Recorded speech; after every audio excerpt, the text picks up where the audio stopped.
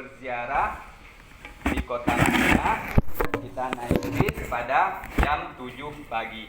Jadi sebelum 7 pagi semua sudah mempersiapkan diri, sudah sarapan, sudah siap dengan apa yang mau dibawa ketika berziarah. Berkumpul di lobi 7 pagi kita berangkat insyaallah. Baik.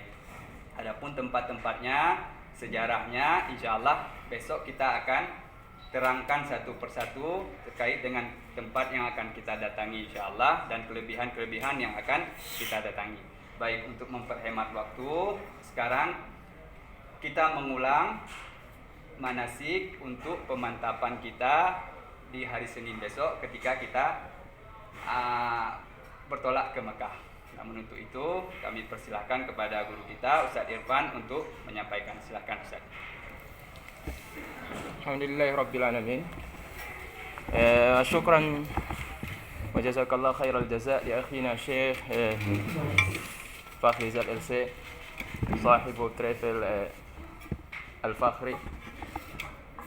Assalamualaikum warahmatullahi wabarakatuh. Waalaikumsalam warahmatullahi wabarakatuh. Alhamdulillahirabbil alamin hamdan katsiran thayyiban mubarakan fihi wassalatu wassalamu ala asyrafil anbiya sayyidina wa habibina al-mustafa sayyidina Muhammad bin Abdillah nabiyil ummi wa ala alihi wa ashabihi ajma'in amma ba'd. Rabbi shrah li sadri wa yassir li amri wahlul 'uqdatam min lisani yafqahu qawli. Ibu bapak yang dimuliakan Allah Subhanahu wa taala, tamu-tamu Allah taala, kami ini adalah pelayan tamu-tamu Allah taala, di mana dalam hal ini itu juga merupakan simbol daripada penguasa tanah suci, dua tanah haram, yaitu Raja Salman atau Raja Saudi. Beliau menyebut dirinya itu dengan Khadimul Haramain, yaitu pelayan dua tanah suci. Jadi kalau pelayan berarti mereka itu mendampingi segala yang apa yang menjadi kebutuhan daripada tamu-tamu Allah taala. Jadi Bapak Ibu yang datang ke sini semuanya ini adalah jamaah yang memang diundang oleh Allah taala. Secara lahiriah ibu-ibu yang datang bergerak ke sini, tapi secara hakikat, pada hakikatnya sebenarnya Allah taala yang menentukan pilihannya, ibu-ibu, bapak-bapak yang berangkat ke sini itu atas kehendak dan izin Allah Subhanahu wa taala. Jadi bersyukur kita di tengah kesibukan kita, Allah taala telah memilih kita termasuk orang-orang yang diundang di tahun 2020.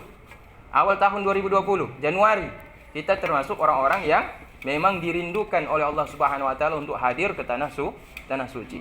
Salat berangkai salam semoga Allah limpahkan kepada junjungan kita, Nabi kita tercinta Muhammad sallallahu alaihi wasallam. Yang dengan keberkahan Nabi kita tercinta Muhammad sallallahu alaihi wasallam, kita rela berjam-jam untuk antri untuk bisa itu hadir di raudhahnya Nabi Muhammad sallallahu alaihi wasallam. Kenapa disebut raudhah? Raudhah itu bahasa Arab artinya taman. Cuma yang dimaksud taman di situ, kenapa disebut taman?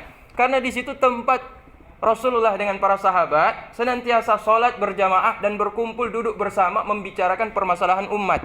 Jadi itulah kenapa disebut raudhah. Keberkahan selalu mengalir ke situ.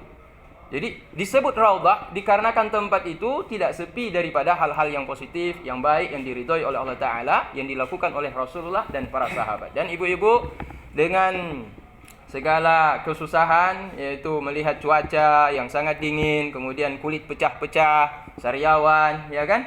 Ya, segala itu bisa kita lewati. Cuma ada satu yang menjadi penyebabnya, itu karena kekuatan keimanan kita, bentuk kecintaan kita kepada Rasulullah sallallahu alaihi wasallam. Jadi semoga Allah Ta'ala limpahkan rahmat dan kasih sayang senantiasa mengalir kepada baginda kita Nabi tercinta Muhammad sallallahu alaihi wasallam. Kemudian pada hari ini kita ulang kaji. Sebelum kita masuk ke tanah suci, ada baiknya kita mengulang kaji kembali apa yang akan kita kerjakan ketika kita sampai ke tanah haram, yaitu ke kota Mekah. Ini juga tanah haram, tapi tanah haram yang pertama adalah kota Mekah. Ini sebelum masuk ke situ saya akan sampaikan kutipan yang ada dalam kitab Ihya Ulumuddin. Bismillahirrahmanirrahim.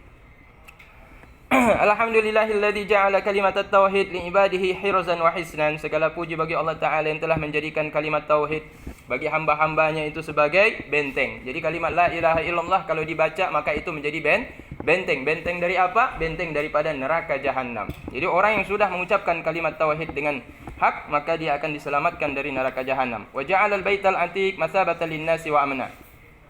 Allah yang telah menjadikan rumahnya, yaitu Ka'bah Al-Mukarramah, Ka'bah yang ada di dalam Masjidil Haram, Allah jadikan itu sebagai tempat yang aman bagi seluruh umat manusia. Wassalatu wassalamu ala Muhammad Nabi Rahmah Semoga salawat dan salam Allah curahkan ke atas Nabi kita Muhammad, Nabi yang membawa rahmat, Sayyidil Ummah, ialah penghulu seluruh umat, dan ala alihi wa sahbihi, dan juga semoga Allah limpahkan kepada keluarga dan para sahabatnya sekalian. Dalam Al-Quran Allah Ta'ala mengatakan, Al-yawma akmaltu lakum dinakum, wa atmamtu alaikum ni'mati, wa raditu lakumul islam madina. Pada hari ini aku telah sempurnakan untukmu agamaku, untukmu agamamu, dan aku genapkan untukmu nikmatku, dan aku telah ridha untukmu Islam sebagai agamaku. Jadi pada hari sebelum wafatnya Rasulullah sallallahu alaihi wasallam, dalam peristiwa haji wada, dalam peristiwa haji yang terakhir yang dikerjakan oleh Rasulullah sallallahu alaihi wasallam, beliau menyampaikan khuzu anni manasikakum la'alli. Nah, dikatakan Rasulullah, ambillah kalian daripadaku manasik kalian. Artinya ini perintah dari Rasulullah bagi kita umat Islam yang ingin berangkat haji, yang ingin berangkat untuk melaksanakan ibadah umrah, wajib dia belajar. Wajib hukumnya belajar. Karena dalam perintah dalam Al-Quran dikatakan di situ, khuzu anni manasikakum, ambillah kalian dariku manasik kalian. Manasik kalian artinya ibadah, cara, tata cara dalam berhaji dan tata cara di dalam berumrah. La'alli la ahujju min ba'di, kata Rasulullah, aku mungkin merasa, aku sangka mungkin aku tidak akan naik haji lagi untuk tahun yang selanjutnya, kata Rasulullah sallallahu alaihi wasallam. Jadi ada firasat dari Rasulullah, beliau sudah merasakan itu adalah haji beliau yang terakhir. Pertanyaannya, Rasulullah berapa kali haji? Ketika Rasulullah sudah masuk agama Islam, hanya 1 kali haji, dan itu haji yang terakhir. Tetapi sebelum Rasulullah bukan masuk Islam ya, sebelum Rasulullah menjadi Rasul, diangkat menjadi Rasul, usia 39-38. Karena Rasulullah diangkat menjadi Rasul itu usia 40 tahun. Usia 39-38 dan sebelumnya, Rasulullah juga melaksanakan haji, tapi haji berdasarkan tata cara nenek moyangnya, indatuknya. Siapa? Nabiullah Ibrahim alaihissalam. Jadi tidak diajarkan tata cara haji dan umrah seperti yang diturunkan syariat Islam. Nah, sesudah diturunkan syariat Islam, barulah Rasulullah mengerjakan haji, tapi itu pun haji yang terakhir karena Rasulullah senantiasa berada dalam peperangan. 23 tahun Rasulullah berdakwah. Jadi di sini terakhir Rasulullah katakan, Al-yauma akmaltu lakum dinakum, pada hari ini aku telah sempurnakan untukmu agamamu. Artinya Islam sudah sempurna. Yang pertama apa? Syahadat la ilaha illallah wa syahadatu an la ilaha illallah wa anna Muhammadar Rasulullah. Yang pertama, rukun yang pertama, qamus shalah, mendirikan salat 5 waktu, ita'uz zakah, menunaikan zakat, wa shaum Ramadan, ya kan? Dan puasa di bulan suci Ramadan, wa hajjul baiti man istata ilaihi sabila, dan berhaji bagi orang yang mampu untuk ke tanah suci untuk melaksanakan itu rukun yang terakhir. Jadi rukun yang terakhir bagi orang mukmin sesudah syahadat, salat, puasa, zakat, dia harus sempurnakan, yaitu dengan mengerjakan ibadah haji. Haji perkara yang diwajibkan kepada orang yang mampu secara fisik, mampu secara materi. Nah, di saat orang tidak sanggup untuk berangkat haji, maka disunnahkan bagi mereka untuk mengerjakan ibadah umrah. Dan umrah itu adalah haji kecil. Umrah itu adalah haji kecil. Ada umrah sunnah, ada umrah wajib. Umrah sunnah seperti yang kita kerjakan saat ini. Sambil menanti datangnya kita diberangkatkan, diizinkan Allah Ta'ala untuk melaksanakan kewajiban haji, maka bagi kita yang diberikan ke lapangan, disunnahkan untuk mengerjakan ibadah umrah. Jadi umrah adalah ibadah kecil. Umrah terbagi kepada 2, umrah yang wajib, umrah yang sunnah. Tidak sah haji tanpa umrah. Artinya apa? Kalau haji yang sekali dikerjakan seumur hidup adalah haji yang sunnah, haji yang kedua hukumnya sunnah. Haji yang pertama hukumnya wajib, haji yang kedua adalah hukumnya sunnah. Di haji yang pertama tetap wajib seorang muslim mengerjakan ibadah umrah. Artinya umrah yang tergabung di dalam rutinitas manasik haji, itu namanya umrah wajib. Jadi orang haji tidak berumrah, itu tidak sah hajinya. Kemudian jemaah yang dimuliakan Allah Subhanahu wa taala, Allah Ta'ala katakan, hari ini aku telah sempurnakan untukmu agamamu. Untukmu agamamu. Apa yang disempurnakan? Yaitu rukun Islamnya. Jadi bersyukur kita yang telah mengerjakan, yaitu haji kecil yang disebut dengan istilah umrah. Wa atmamtu alaikum nikmati, aku juga telah menyempurnakan untukmu nikmatku. Nikmat Islam ini telah disempurnakan oleh Allah Ta'ala dengan turunnya surat Al-Quran yang terakhir. Nah, Al-Quran itu sudah digenapkan oleh Allah Ta'ala dengan turunnya surat Al-Quran yang terakhir. Inilah ayat di sini yang kita baca ini. Al-yawma akmaltu lakum dinakum wa atmamtu alaikum ni'mati wa raditu lakumul islam madina. hari ini telah aku sempurnakan untukmu agamamu. Apa? Rukun Islam. Yaitu terakhir, rukun yang terakhir yaitu haji. Wa atmamtu alaikum ni'mati. Aku genapkan untukmu nikmatku. Apa nikmatku? Al-Quran. Juz surat yang ayat yang terakhir yang diturunkan, surat Al-Maidah ayat 3, inilah penutupan surat yang terakhir. Wa raditu lakumul Islam madina, dan aku hanya ridha untuk kalian memeluk satu agama, yaitu agama Islam. Jadi ini ayat surat Al-Maidah ayat 3 ini surat yang terakhir yang menyatakan bentuk kesempurnaan rukun Islam dan bentuk kesempurnaan nikmat, dan dengan turunnya petunjuk yang terakhir yang terdapat dalam surat Al-Maidah ayat 3 menandakan kesempurnaan perintah Allah bahwa Rasulullah telah menyempurnakan syariat tersebut. Rasulullah telah menyampaikan risalah dari Allah Subhanahu wa taala, tetapi dari balik itu, di balik kesempurnaan tentu ada kekurangan. Betul tidak Ibu-ibu? Di balik kesempurnaan pasti ada kekurangan. Di setiap kesempurnaan, ketika orang melihat dirinya sudah sukses, itu mungkin sudah tahapan nikmat yang terakhir. Coba bayangkan, ketika orang sudah berada pada tempat yang paling tinggi, level paling tinggi, level yang paling sempurna, awas, kalau dia hanya melihat zahir, dia tidak melihat yang batin, maka dia akan tertipu. Maka sahabat-sahabat yang lain menganggap bahwa ini mereka bersyukur Allah Ta'ala telah menyempurnakan, telah menggenapkan agama ini. Allah Allah telah ridho dengan agama Islam. Semua sahabat gembira ketika memahami ayat ini secara tekstual, secara lahir. Tetapi Sayyidina Abu Bakar As-Siddiq menangis. Kenapa menangis? Beliau mengatakan, tidaklah sesuatu itu sempurna digenapkan, melainkan disitulah ujung ada kekurangannya. Di situ yang dimaksud di situ, ini adalah pertanda akhir hidupnya Rasulullah sallallahu alaihi wasallam. Artinya apa? Dengan digenapkannya surat yang terakhir ini, rukun Islam sudah digenapkan, pertanda bahwa kita enggak akan lama lagi hidup bersama dengan Rasulullah. Kenapa tidak akan lama lagi? Karena sudah pasti setiap sesuatu yang sudah diselesaikan pasti dia akan keluar dari tempat tersebut. Artinya Rasulullah telah selesai menyampaikan misinya, berarti tidak akan lama lagi Rasulullah akan kembali kepada Allah. Jadi di tengah puncak-puncak kesempurnaan Islam, seorang sahabat yang terdekat dengan Rasulullah, Sayyidina Abu Bakar, yang hari ini kita kunjungi makamnya. Yang hari ini para ibu-ibu, bapak-bapak yang sudah ziarah ke Raudhah, di sampingnya ada sahabat yang tercinta, ada sahabat yang tercinta, ada sahabat yang tercinta itu Abu Bakar As-Siddiq, yang sangat memahami makna daripada turunnya ayat tersebut. Kemudian ini kita sudah memahami bahwa begitu pentingnya ibadah di tanah suci ini. Kemudian di sini kita sampaikan lagi ada beberapa manfaat di sini dikatakan. Bismillahirrahmanirrahim.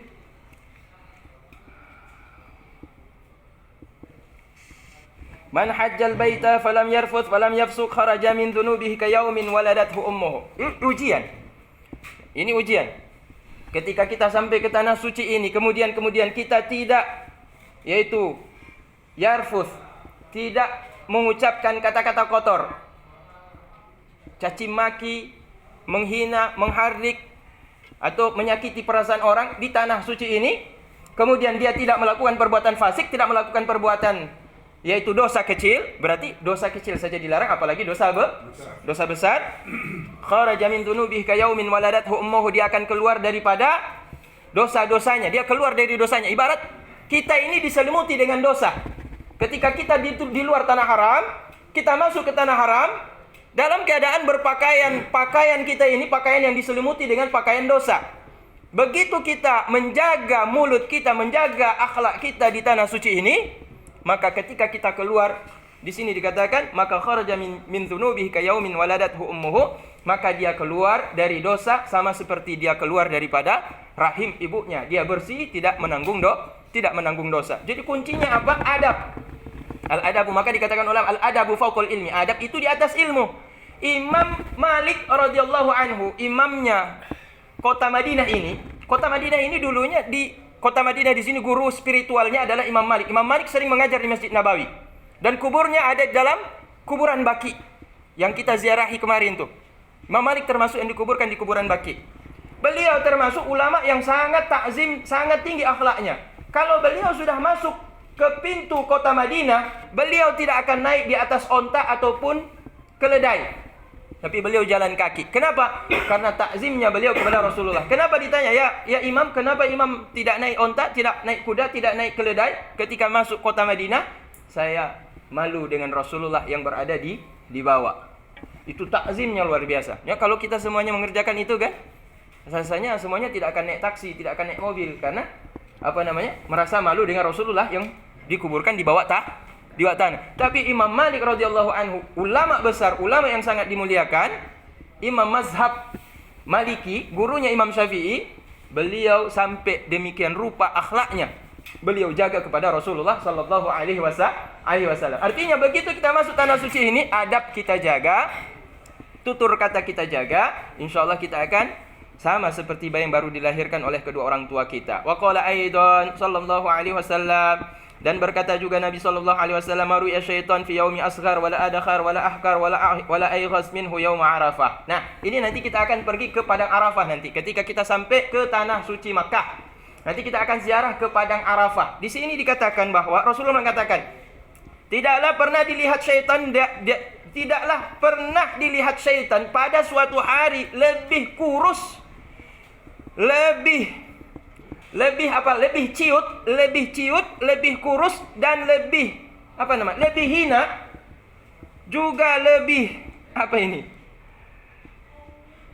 lebih lemah dibandingkan pada hari ketika manusia melaksanakan ibadah wukuf di Arafah. Jadi sehina-hina iblis, serendah-rendah iblis, selemah-lemah iblis itu pada saat yaitu jamaah haji masuk, mereka semuanya berkumpul di padang Arafah. Karena kenapa? Semuanya mereka menghinakan diri di hadapan Allah Ta'ala di padang Arafah. Itu keutamaan daripada Arafah yang insyaallah nanti ketika kita berangkat ke tanah suci Mekah, kita akan ziarah juga ke situ. Wa ma dzalika illa lamma yura minan nuzulir rahmati wa tajawuzillahi subhanahu 'anil dzunubil izam id yuqalu. Ini kenapa? Dikarenakan Allah Ta'ala mengatakan, inna minadz-dzunubi dzunuban la yakfuruha illa al-wuquf bi Arafah. Ada dosa yang tidak akan diampunkan oleh Allah Ta'ala terkecuali ada dosa yang tidak diampunkan oleh Allah Ta'ala terkecuali yaitu bisa dihapuskan oleh wukuf di Arafah. Artinya apa? Wukuf di Arafah memiliki keutamaan daripada ibadah-ibadah yang lain. Ada dosa yang tidak bisa dihapus, yang hanya bisa menghapus dosa itu yaitu wukuf di Arafah. Inilah sebabnya iblis merasa dia sangat hina ketika yaitu umat muslim mereka berkumpul di Arafah. Kemudian ada sebuah hadis yang disandarkan kepada Ja'far bin Muhammad hingga sampai kepada Rasulullah sallallahu alaihi wasallam. Wa dzakara ba'dul mukasyifina minal muqarrabin anna iblis la'natullah alaihi zahara lahu fi suratin syakhsin bi Arafah fa idza huwa nahilul jismi musfirul laun baqil aini maksufiz zuhri.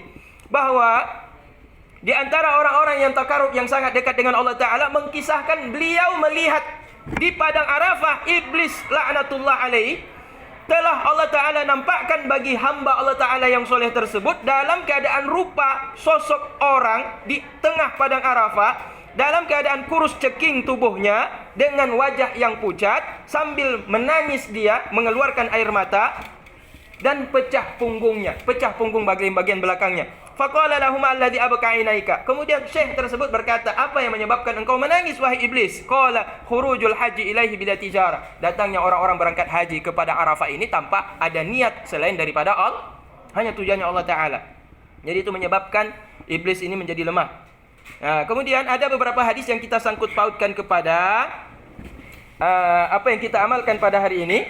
Di sini dikatakan yaitu ibadah umrah. Wa qala sallallahu alaihi wasallam, dan berkata Nabiullah Muhammad sallallahu alaihi wasallam, man kharaja min baiti hajjan aw mu'tamiran famata ajra lahu ajral hajjil mu'tamir ila yaumil qiyamah wa man mata fi ahadil haramain lam ya'rud wa lam yuhasab fa qila lahu udkhulil jannah. Di sini dikatakan Rasulullah mengatakan, barang siapa yang keluar dari rumahnya berhaji ataukah berumrah kemudian dia meninggal dunia, meninggal dunia sedang haji atau sedang umrah. Siapa yang berangkat dari rumahnya haji dan umrah, kemudian di tengah jalan dia meninggal dunia, maka berlaku untuknya pahala haji dan pahala umrah. Belum sempurna dia kerjakan hajinya, belum sempat selesai ibadah umrahnya, tapi kemudian dia meninggal dunia, maka pahala haji dan umrah itu Allah tutupkan, Allah genapkan untuk hamba tersebut ila yaumil qiyamah, hingga sampai hari kiamat. Wa man mata fi ahadil haramain. Ini ada yang pertanyaan jamaah, kalau tidak salah Bang Syahrir juga ada sampaikan ini. Wa man mata fi ahadil haramain, dan barang siapa yang meninggal dunia di salah satu dua tanah haram, kota Makkah atau kota Madinah, lam yu'rad, tidak akan dibongkar. Wa lam yuhasab, dan tidak akan dihisab, tidak akan dibongkar, tidak akan didatangkan untuk diminta pertanggungjawaban oleh Allah Ta'ala. Walam yuhasab, dan dia tidak akan dihisab, tidak akan dihitung-hitung berapa banyak amal dia yang baik, berapa banyak amal dia yang jahat. Tidak akan didatangkan untuk, bahasa kita apa namanya ini, untuk dihakimi oleh Allah Ta'ala, tidak akan dibawa dia ke situ. Dan tidak akan ditanya berapa banyak amal baikmu, berapa banyak amal jahatmu.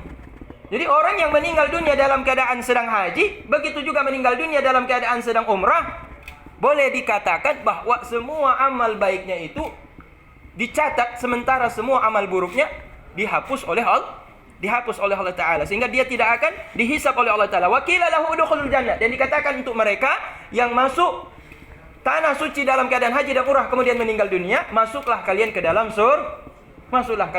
surga. Itulah makanya kalau ada orang yang meninggal dunia, keluarga kita yang berangkat haji atau umrah meninggal di tanah suci, nyan bek bunge, jangan marah kita kepada petugas haji, kepada petugas umrah. Kenapa? Berarti dia sudah masuk ke dalam surga. Dah. Wa qala sallallahu alaihi wasallam, dan berkata baginda Nabi Muhammad sallallahu alaihi wasallam, hijjatun mabruratun khairum minad dunya wa ma fiha.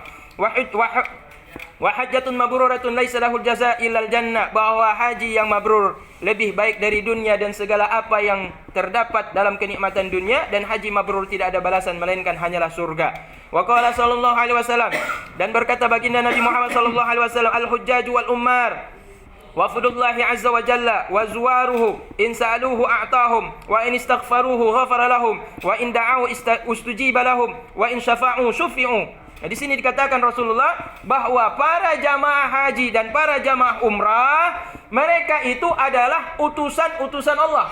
Jadi Bapak Ibu semuanya ini adalah dubes, duta besar. Bapak dan Ibu dipanggil oleh Allah Ta'ala, dibimbing di sini, digembleng di sini dengan mengikuti aturan-aturan Allah dalam beribadah, pulangnya menjadi duta besar dari Allah Ta'ala. Jadi ambasador.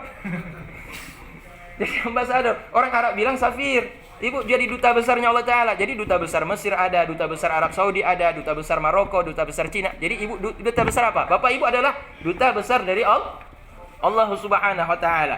Dah. Wa zuwaruhu, dan para haji dan juga para mu'tamir, orang yang berangkat umrah ini, orang yang berkunjung kepada Allah Ta'ala ini, insa'aluhu, andai kata mereka minta kepada Allah Ta'ala, a'tahum, Allah kasih. Nyobek banyak mak. Di banyak bapak-bapak je no. Makanya kenapa bapak-bapak ada orang titip-titip. Bek tua bu, hoi nan lon bu. Bek tua hoi nan lon. Oh kak, abang, ayah, nek, adik, jangan lupa ya, tolong doakan saya supaya berangkat ke tanah suci. Menyata baca kupahnya. Kau hanya mau doa mentong di kampung. Melaki juga Allah Ta'ala di rumah atau di masjid di kampung. Nyo beda. Diken oleh Rasulullah, kalau orang berangkat haji, berangkat umrah, mereka minta kepada Allah Ta'ala, dikasih sama Allah Ta'ala. Dikasih sama Allah Ta'ala.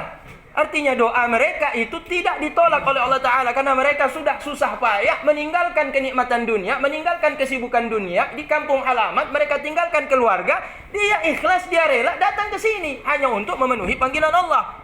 Allah rindu kepada mereka, mereka juga balas kerinduan Allah Ta'ala. Begitu sampai di sini, kira-kira kalau kita minta dikabul atau tidak? Dikabul nggak? Ya pasti dikabul. Makanya orang yang berangkat haji, berangkat umrah, bukan sembarangan doanya. Bukan sembarangan doanya. Maka kalau kita ingat, siapa dulu yang pernah minta tuh doa sama kita ketika kita mau berangkat ke sini? Ada titip doa, ingat tuh. Atau kalau udah lupa, niatkan saja dalam hati, ya Allah, siapapun yang menitipkan doa kepadaku ya Allah, maka di depan tempat, di dalam Masjidil Haram, di Masjid Nabawi ini ya Allah, di tempat mustajabah ini ya Allah, baik itu di Raudhah, baik itu di dalam Masjid Nabawi, baik itu dalam Masjidil Haram, baik itu di depan Ka'bah, baik itu depan Multazam, baik itu di depan Hijr Ismail, baik itu di Padang Arafah, atau di atas Jabal Rahmah, atau nanti insyaAllah kita akan berangkat besok nanti ke Jabal Uhud. Di tempat-tempat mustajabah itu, di tempat ini mustajabah, tapi ada lebih mustajabah lagi, doa kita tidak akan ditolak oleh Allah Subhanahu wa Ta'ala. Kalau ibu yakin, maka doa itu akan dikabulkan. Tapi ketika ibu berdoa, kemudian ibu mengatakan, "Nya kalau tentenya dikabulkan oleh Allah Ta'ala," maka ibu berdosa kepada Allah Ta'ala. Kenapa? Berprasangka buruk kepada Allah. Coba bayangkan tuh, ibu berdoa, bapak berdoa, kemudian ada dalam hati di tanah suci ini, "Nyosang hana diterima oleh Allah Ta'ala doa lo." Ini berdosa tadi. Karena kita sudah berburuk sangka kepada Allah. Karena Rasulullah mengatakan, kalau dia minta dikabulkan oleh Allah Ta'ala, insa'aluhu a'tahu. Kenapa? Karena mereka wafdullah, karena mereka duta besar dari Allah Subhanahu wa Ta'ala. Jadi ini keutamaan ibu-ibu, keutamaan bapak-bapak yang sangat mulia ya Allah Ta'ala perlakukan ibu-ibu bapak-bapak di tanah suci ini yang berangkat ke tanah suci. Jadi ini boleh perbanyak doa.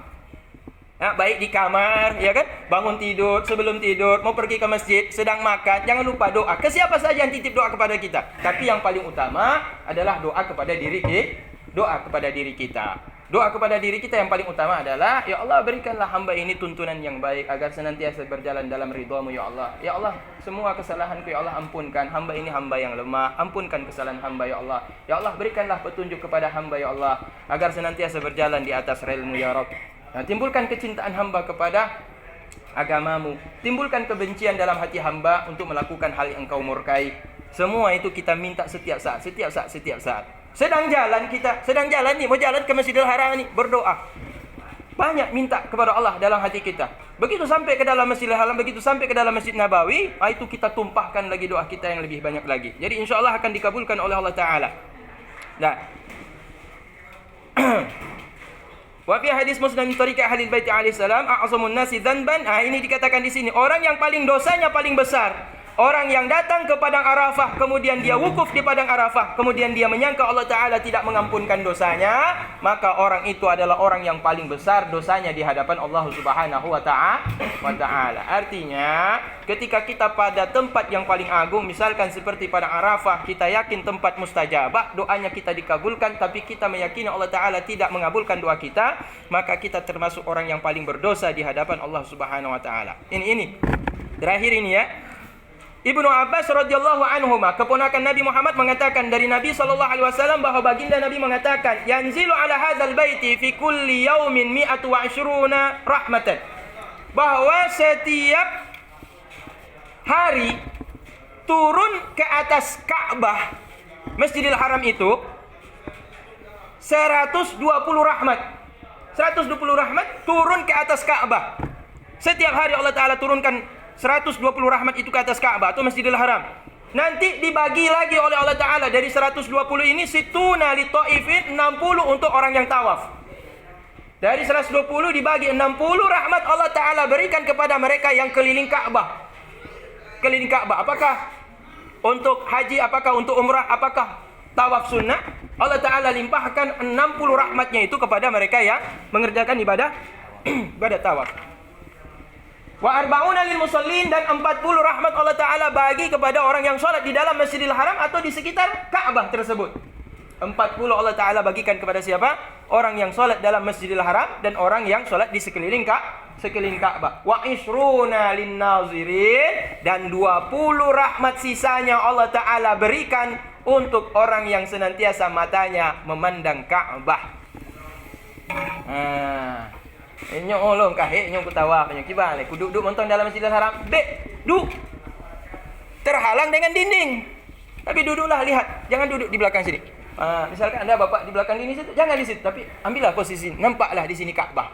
Jadi kalau kita masuk ke dalam Masjidil Haram, kita usahakan kalaupun kita berada di tempat yang belakang, usahakan cari tempat yang tidak terhalang dengan dinding sehingga ketika kita memandang ke depan, tembus pandangan kita melihat yaitu Ka'bah. Kenapa? Karena Allah Ta'ala membagi rahmat yang dari 120, 20 itu bagi orang yang memandang Ka'bah. Maka memandang Ka'bah itu adalah satu rahmat yang Allah curahkan kepada kita hanya dengan semata-mata melihat Ka'bah saja. Jadi ini adalah kelebihan yang Allah Ta'ala karuniakan kepada umat muslimin. Dengan memandang Ka'bah saja turun 20 rahmat kasih sayang daripada Allah Ta'ala. Jadi orang yang memandang Ka'bah itu timbul kelembutan di dalam hatinya, kebahagiaan yang tidak bisa kita bayangkan bagaimana nikmatnya. Dan ada satu kelebihan. Ini memandang apakah harus dekat atau jauh? Jauh, dekat sama. Tetapi ketika kita memandang langsung dekat sekali rasanya. ketika kita langsung kita berusaha untuk mendekati Ka'bah tersebut dan memandang langsung secara dekat, itu lain lagi keutamaan yang akan kita peroleh. Memang 20 rahmat kita dapat, tapi kenikmatan batin kita itu dilebihkan oleh Allah Subhanahu wa taala. Karena itu Rasulullah katakan, dekatlah kalian, mendekatlah kalian kepada mendekatlah kalian kepada Ka'bah. Mendekat artinya kalau kita mau tawaf, usahakan tawaf dekat Ka'bah. Kalau kita mau salat, usahakan salat dekat dengan Ka'bah. Tapi ini saya sampaikan kepada mak dan ibu bahwa kalau kita nanti tawaf di atas ketika dalam cuaca panas waktu zuhur, itu boleh kita pinggir, kita ambil tempat yang pinggir. Karena kalau kita sholat nanti di tengah curahan sinar matahari itu kan panas, nanti kurang khusyuknya karena panas. Tapi kalau seandainya tidak dalam keadaan sholat, ya boleh kita ambil jarak yang dekat atau tawafnya lebih dekat. Tapi bagi ibu yang dalam keadaan kurang kuat fisiknya, tidak masalah, akan kita dorong nanti di lantai 2. Nah, ini yang terakhir. Istaghfiru minat tawaf bil baiti fa innahu min ajali syai'in tajiduhu fi suhufikum yaumal qiyamah wa akhbata amalun tajidunahu. Dikatakan di sini Rasulullah mengatakan, perbanyaklah kalian bertawaf di rumahku ini, yaitu di Ka'bah ini, karena sesungguhnya itu adalah min ajali syai'in tajidunahu fi suhufikum. Itu adalah pahala yang paling terbesar yang kelak akan kalian lihat tercatat di dalam buku amal ibadah kalian. Ketika dibuka di padang mahsyar, jadi orang akan dibagikan nanti buku amal ibadah itu, nanti ada yang dibagikan dengan tangan kanan, ada yang dikasih dengan tangan kiri. Kalau tangan kiri celaka, berarti dia ahli neraka. Kalau tangan kanan, alhamdulillah, bersyukur. Kita pun tetap penasaran, walaupun kita sudah dikasih buku amal kita yang baik itu di tangan kanan, berarti ahli surga kan? Tapi kita akan timbul rasa penasaran. Kita buka lagi, mana amal saya yang bagus, mana yang kurang bagus ya? Ternyata ketika kita buka, tercatat amal yang paling besar yang kita kerjakan, yaitu amal ketika kita tawaf mengelilingi Ka'bah. Jadi tawaf mengelilingi Ka'bah termasuk amal yang paling besar yang akan kita lihat kelak tercatat di dalam buku catatan amal kita. Kemudian jamaah yang dimuliakan Allah Subhanahu wa taala, alhamdulillahirabbil alamin. Berarti insyaallah hari Senin jam berapa, Syekh? Hari Senin ba'da zuhur kita sudah berangkat. Jadi ibu-ibu, hari Senin sesudah zuhur.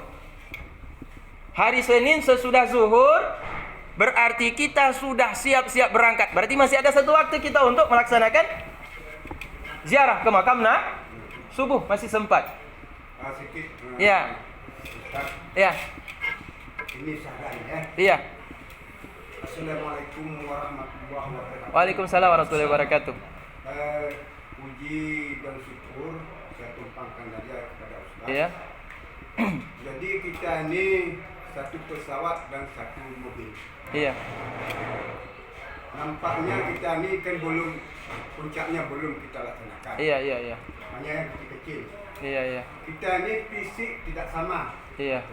Ada yang lemah, ada yang kuat. Iya. Kita ini seperti anak ayam rumah induk, tidak disiplin. Mohon disiplin sedikit.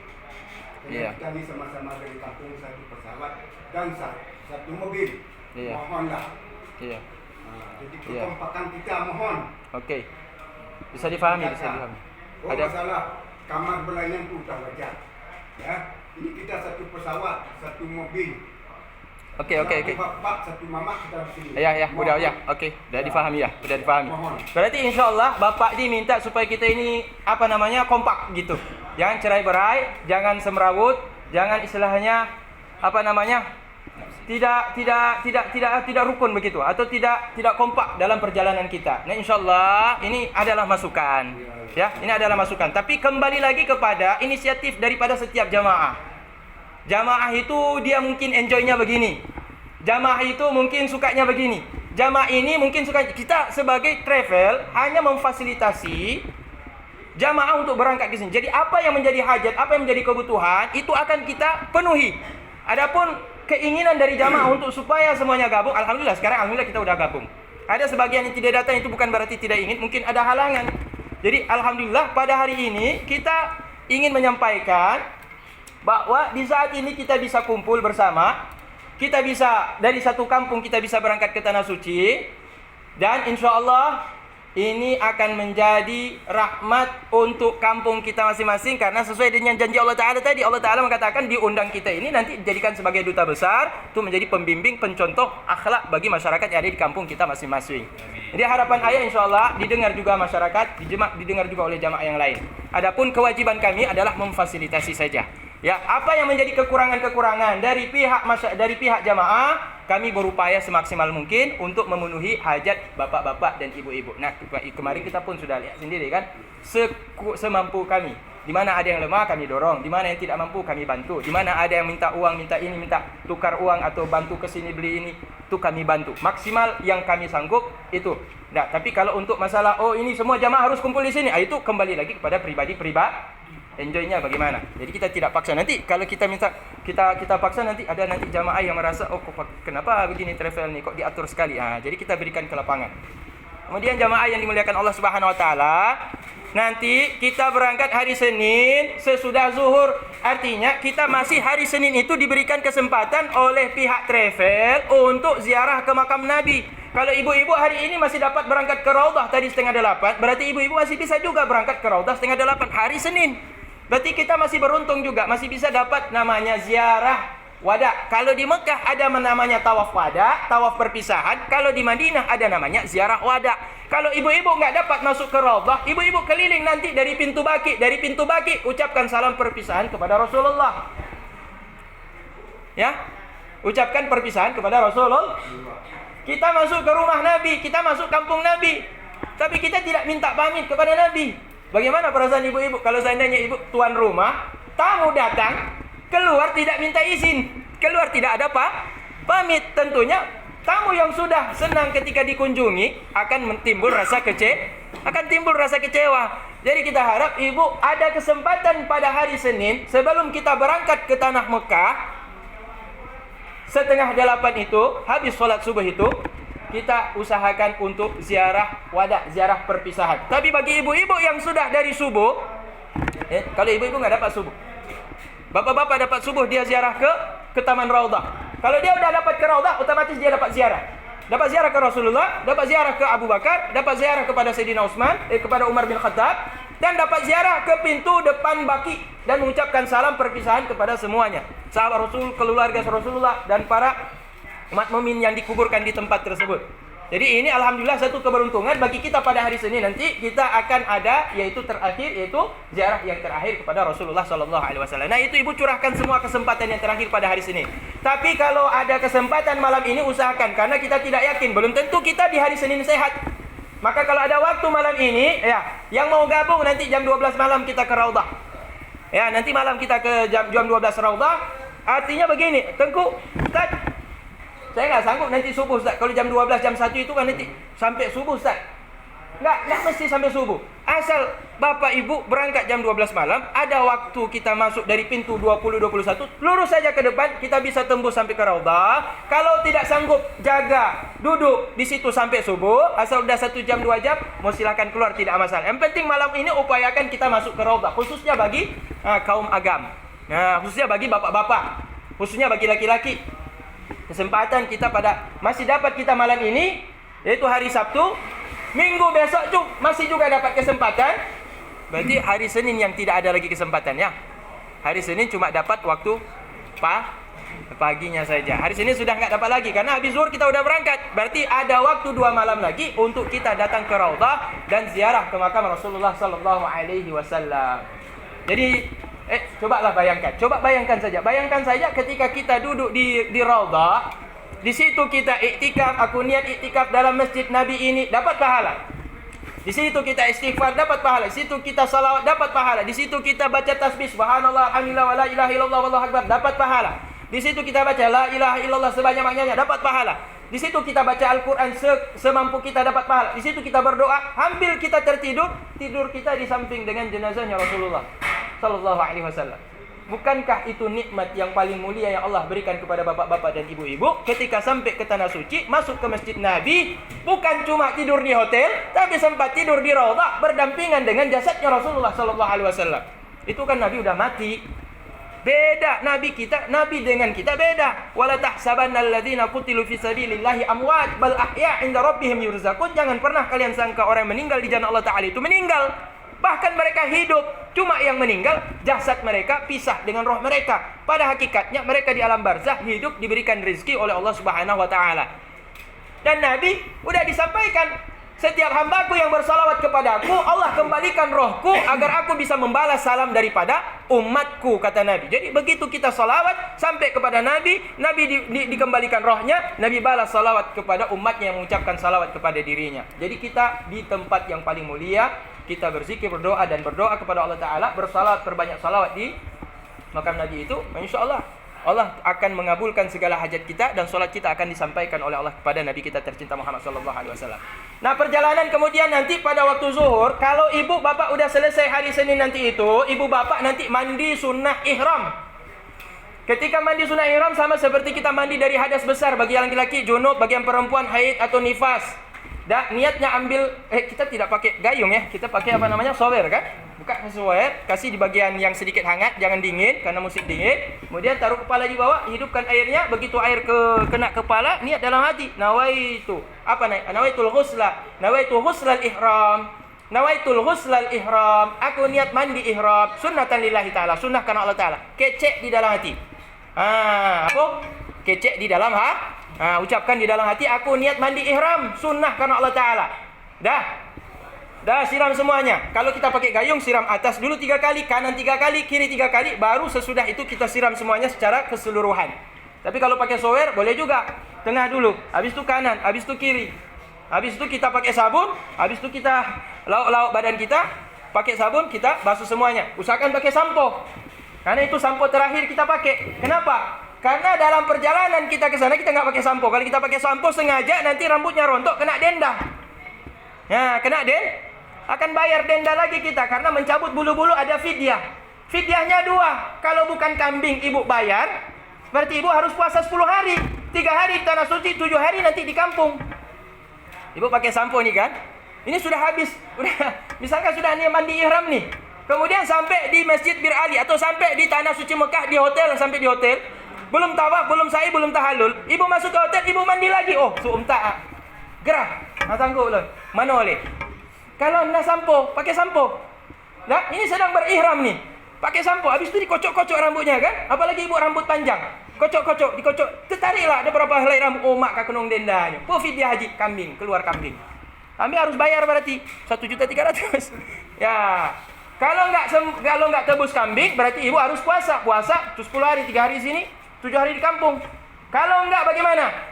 Hajinya, umrahnya sah. Cuma nggak dikasih pahala. Kapan dikasih pahala? Kalau udah ditebus fidyahnya. Kalau ibu udah bayar kambing atau ibu sudah puasa, baru dikasih pahala oleh Allah Ta'ala. Kalau itu belum dibayar, berarti tidak kena. Makanya kalau mau pakai sampo, nih nanti hari Senin nih pagi-pagi, 4 jam, 3 jam sebelum kita berangkat. Ini kan zuhur nih. Zuhur 12:30.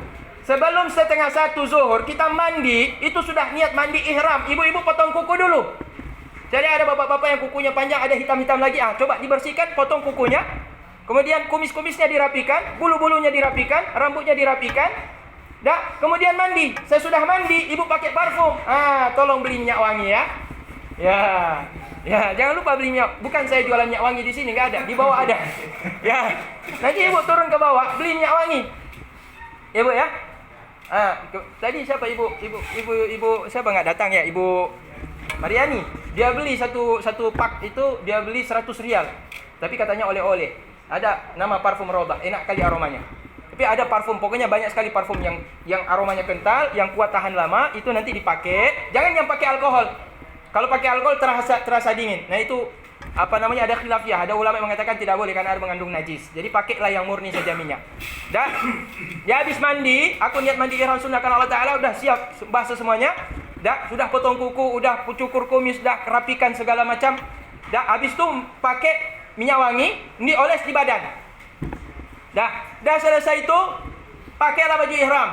pakai baju ihram. Ibu-ibu pakai baju ihram tidak ada masalah karena tidak perlu berjahit. Bapak-bapak yang bermasalah tidak boleh pakai celana dalam, tidak boleh pakai kaos dalam. Karena kenapa? Biasanya pakai celana dalam, kaos dalam itu yang berjahit. Maka sejak saat itu ibu-ibu berangkat nanti pakai baju ihram, bapak-bapak juga pakai baju ihram, tapi yang kendal terbesar ke bapak-bapak. Usahakan nanti pakai ikat pinggang. Yang belum ada ikat pinggang terus cari terus. Di bawah di sini ada orang jual baju-baju ihram. Ya ada ikat pinggang, beli terus ikat pinggang. Tujuannya apa?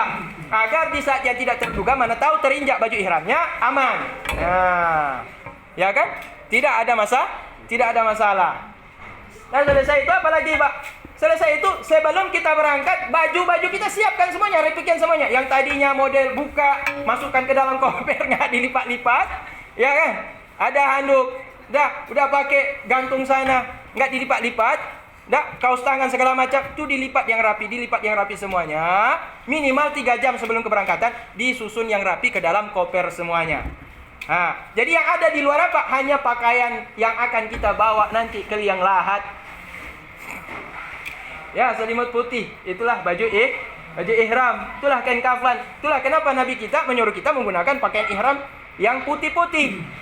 Ya, untuk kita mengingat kembali bahwa kita akan kembali kepada Allah dengan menggunakan pakaian kebesaran orang mati. Yaitu apa pakaian kebesaran orang mati? Yaitu kain kafan. Nah, kalau orang di luar sana, Ibu, saya ada tengok orang Pakistan, ada orang India juga, memang kain kafan dia pakai. Kalau kita masih tebal kita pakai tuh, yang model handuk kita pakai, nggak berjahit. Tapi ada sebagian orang Pakistan, memang kain kafan dia pakai. Nanti ketika pulang dia wasiatkan kepada keluarganya, ini pakaian baju ihram saya ini nanti yang dipakai untuk saya mati. Saya meninggal dunia pakai ini nih. Jadi itu memang disiapkan untuk kafan dia. Jadi itu pelajaran bagi mereka haji dan umrah, ingat meninggal dunia. Pakaian kebesaran kita itulah pakaian kafan. Udah pakai tuh baju ihram, udah pakai, tas kita udah kumpulkan semuanya, taruh di depan pintu, udah tergembok semuanya. Nanti petugas tidak repot lagi masuk ke dalam kamar mengambil tas. Jadi tasnya udah siap semuanya di depan kamar hotel. Nah, kita turun ke lobi, berkumpul semuanya di lobi. Nanti tunggu komando dari pihak travel. Kita akan masuk ke dalam mobil. Tas dimasukkan dulu ke dalam bagasi mobil, baru kita dinaikkan ke dalam hotel, ke dalam mobil. Nah, perjalanan kita akan menempuh perjalanan kurang lebih 6 jam. Dari sini kita akan menuju ke kota Mekah 6 jam. Dalam perjalanan itu 1 jam akan sampai ke kampung Abwa. Di situ kampungnya ibunda Nabi Siti Ami.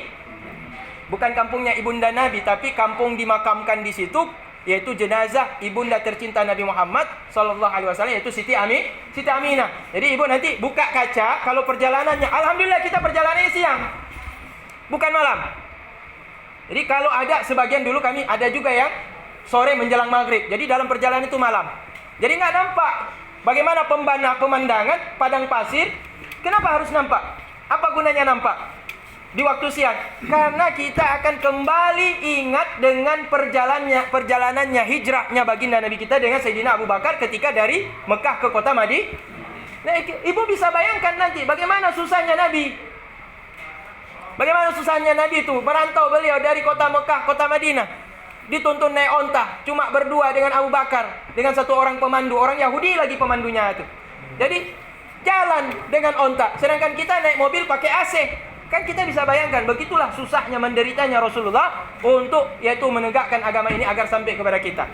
Jadi sepanjang perjalanan, ibu-ibu dari sini sampailah kita nanti kemudian ke Masjid Bir Ali. Ketika kita sampai di Masjid Bir Ali, itu tempat miqat makani, tempat untuk kita memasang niat umrah. Kata Nabi, barang siapa yang berangkat ke tanah suci haji atau umrah, maka miqatnya tempat dia untuk memasang niat ihram itu adalah Masjid Bir Ali.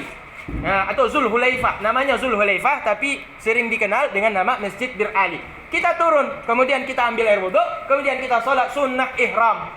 Jadi mandi ihramnya di hotel, pakai baju ihramnya di hotel. Tapi kalau tidak ada sempat pakai baju ihram di hotel, berarti pakai baju ihram nanti di Masjid Bir Ali. Sampai kita Masjid Bir Ali, ambil air wudhu, solat sunnah 2 rakaat. Aku niat solat sunnah ihram 2 rakaat karena Allah Ta'ala. Aku niat solat sunnah ihram 2 rakaat karena Allah Ta'ala. Usolli sunnatan lil ihram raka'ataini lillahi ta'ala. Sengaja aku niat solat sunnah ihram 2 rakaat karena Allah Ta'ala. Yang pertama habis Al-Fatihah, rakaat pertama Al-Kafirun, rakaat kedua habis Al-Fatihah yaitu Qul huwallahu ahad. salam 2 kali, jangan lama-lama, langsung keluar. Kumpul, nanti kita akan pasang niat umrah bersama-sama. Bismillahirrahmanirrahim. Yuk sama-sama. Bismillahirrahmanirrahim. Nawaitul umrata wa ahramtu biha lillahi ta'ala. Nawaitul umrata wa ahramtu biha lillahi ta'ala. Sengaja saya niat umrah dan berihram umrah karena Allah Ta'ala. Berarti semuanya sudah berniat. Ketika berada di teras, dia pasang niatnya, diucapkan sunnah, diniatkan di dalam hati, itu hukumnya wajib. Barang siapa yang tidak meniatkan dalam hati, maka tidak sahlah ibadah umrahnya. Kenapa? Karena innamal a'malu binniyat. Semua amal ibadah tercatat oleh Allah Ta'ala sebagai ibadah, tergantung kepada dan niat itu letaknya. Arti niat qasdu syai' muqtarinan bil fi'li. Niat itu artinya menyengaja melakukan sesuatu disertai dengan perbuatan. Kita sudah mengerjakan perbuatan dari rukun yang pertama, yaitu menggunakan ihram pada saat berniat ihram. Maka sesudah kita berniat ihram di Masjid Bir Ali, berarti berlakulah di situ segala hal yang dipantang-pantangkan, yang tidak dibolehkan dalam umrah. Bapak Ibu, tidak boleh lagi mencabut bulu-bulu, cabut bulu alis, bulu hidung, bulu kumis, bulu ini, bulu itu. Tidak boleh potong rumput, tidak boleh cabut. Kenapa ada uban? Cabut uban. Kan begitu kan? Kemudian kuku ada sedikit nggak pas, dia tergantung-gantung. Ibu tarik lagi, itu kena juga. Kecuali kalau kuku itu sakit, menyakitkan kita.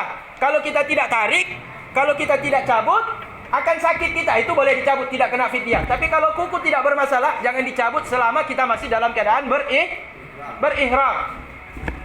Kemudian ketika turun dari Masjid Bir Ali, nampak minyak wangi. Beli lagi kita minyak wangi. Kata Ustaz, sunnah pakai minyak wangi. Iya, sunnah sebelum kita niat. Kalau sudah niat, tidak disunnahkanlah. Bahkan kalau kita pakai, akan kena denda. Jadi kita harus bayar lagi 1 ekor kambing. Kalau nggak sanggup puasa 10 hari. Kalau tadi udah potong rambut, udah cabut bulu kumis atau cabut bulu hidung, udah kena 1 kambing. Ini pakai lagi minyak wangi, tambah lagi 2 ekor kan? Jadi jangan perbanyak masalah. Yang pantang-pantang ditinggalkan. Tidak boleh mencabut rumput, memotong tanaman. Tidak boleh membunuh hewan. Tidak boleh menutup mata kaki. Jadi mata kaki bagaimana ibu-ibu? Ini bapak-bapak, ini kalau pakai sendal berarti jangan pakai sepatu ya. Pakai sendal yang jangan menutup mata kaki. Ini bagaimana pakai kaos kaki ini bapak? Apa boleh apa tidak nih? Berarti ya, ahli mutakin, kaos kakinya nanti dicopot ya. Wah, berarti kita harus sabar nih, harus kuat nih. Ya, kalaupun dalam keadaan dingin, berarti usahakan dibuka. Nanti Ustaz, bagaimana dalam mobil pakai AC Ustaz? Kan dingin nih Ustaz. Apa boleh saya tutup mata kaki saya dengan selimut? Nggak boleh juga, kena kambing nanti. Ya, kan dingin Ustaz. Tetap nggak boleh.